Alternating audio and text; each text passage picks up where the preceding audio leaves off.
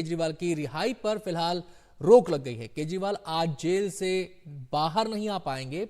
Delhi high court ने फैसला सुरक्षित रख लिया। हाईकोर्ट 2-3 दिन में फैसला सुनाएगा। आपको बता दें कि कल ही राउज एवेन्यू कोर्ट ने केजरीवाल को जमानत दी थी, जिसके खिलाफ ईडी आज हाईकोर्ट पहुंच गई और हाईकोर्ट ने अब इस पर फैसला सुरक्षित रख लिया है।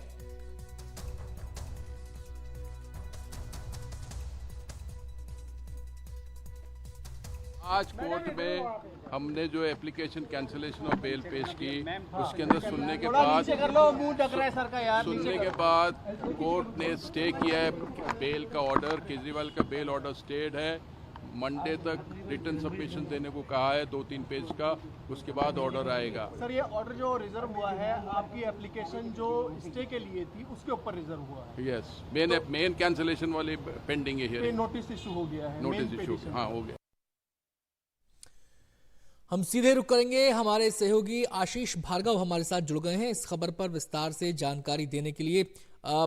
आशीष, ईडी इस जमानत के विरोध में हाईकोर्ट पहुंची, मुख्य दलीलें क्या थी ईडी की कोर्ट के सामने? जी देखिए, ईडी तुरंत आज सुबह पहुंची और वहां पर मांग की कि इस पर रोक लगाई जाए, जो जमानत का फैसला उस पर तुरंत रोक लगाई जाए। तो सुबह ही हाई कोर्ट ने बोल दिया था कि बाद में हम सुनवाई करेंगे, लेकिन फिलहाल जब तक हाई कोर्ट विस्तृत सुनवाई ना करे तब तक ट्रायल कोर्ट के जमानत के आदेश को प्रभावी ना किया जाए। इसी के साथ से एक तरीके से स्टे वहाँ पर लग गया था। जस्टिस सुधीर जैन की जो बेंच है उसमें करीब 1:15 बजे इसकी सुनवाई शुरू हुई। ईडी ने साफ तौर पर पूरी तरह जो है वो विकृत इस फैसले को बताया और कहा कि फैसला पूरी तरह गलत है, जमानत का देने का फैसला। और जो राउज एवेन्यू कोर्ट है वो एक तरह से मेरिट पे चली गई। हाई कोर्ट के जो फैसले हैं उनसे भी इतर उनसे विपरीत फैसले में लिख दिया है कि ये दुर्भावनापूर्ण है, गिरफ्तारी दुर्भावनापूर्ण है, ये तमाम चीज़ें लिखी। जबकि हाई कोर्ट ने अरविंद केजरीवाल की याचिका को खारिज कर दिया था जब उन्होंने कहा था कि उनकी गिरफ्तारी अवैध है। और हाई कोर्ट ने ये भी कहा था कि गिरफ्तारी जो है न केवल कानूनी है बल्कि कोई दुर्भावनापूर्ण काम ईडी ने नहीं किया है। उन्होंने ये भी कहा कि बिना तथ्यों में जाए हुए, बिना दस्तावेज देखे हुए जो राउज एवेन्यू कोर्ट है, ट्रायल कोर्ट है, उसने ये फैसला दिया है।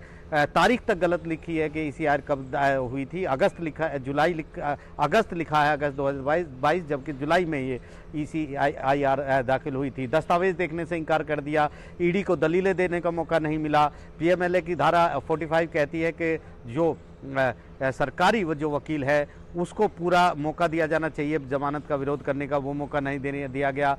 धारा ये भी कहती है ट्विन टेस्ट आरोपी को देना होगा। पहला ये उसे अदालत को संतुष्ट करना होगा कि वो किसी भी तरह से मनी लॉन्ड्रिंग के केस में अपराधी दोषी नहीं है, और दूसरा ये भविष्य में भी उसकी संभावना नहीं है। वो ट्विन टेस्ट को भी पूरा नहीं किया और सीधे सीधे जमानत दे दी, इसलिए इस पर तुरंत रोक लगाई जाए। हालांकि केजरीवाल की ओर से अभिषेक मनु सिंघवी और विक्रम चौधरी ने दलीलें दी कि ये ईडी पता नहीं क्यों इस तरीके से कर रहा है, पूरी तरह आदेश ठीक है, वो दिल्ली के मुख्यमंत्री हैं, उनके फरार होने की कोई गुंजाइश नहीं है, इस तरीके से वैकेशन में हाई कोर्ट नहीं आना चाहिए था। लेकिन उन तमाम दलीलों को अभी फिलहाल के लिए जो रोक है वो हाई कोर्ट ने लगा दी है 2-3 दिन के लिए, यानी सोमवार से पहले वो जेल से बाहर नहीं आएंगे। बड़ी उम्मीद उनको होगी, आम आदमी पार्टी को होगी। कल 8 बजे जब ट्रायल कोर्ट का ये फैसला आया था कि आज दोपहर तक या शाम तक वो जेल से बाहर आ जाएंगे, लेकिन मामले में एक ट्विस्ट आ गया है, हाई कोर्ट बीच में आ गया है। दिल्ली हाई कोर्ट ने फिलहाल अंतरिम रोक लगा दी है जमानत के फैसले पर, यानी वो बाहर नहीं आएंगे।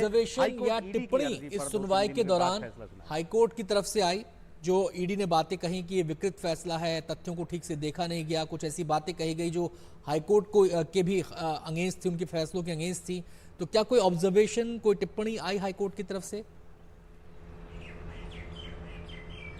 जी देखिए, हाईकोर्ट ने अभी ऐसी कोई टिप्पणी नहीं दी क्योंकि ये मामला बड़ा गंभीर है और थोड़ा सा PMLA का क्योंकि मामला है। हाईकोर्ट ने सिर्फ दोनों पक्षों को सुना है।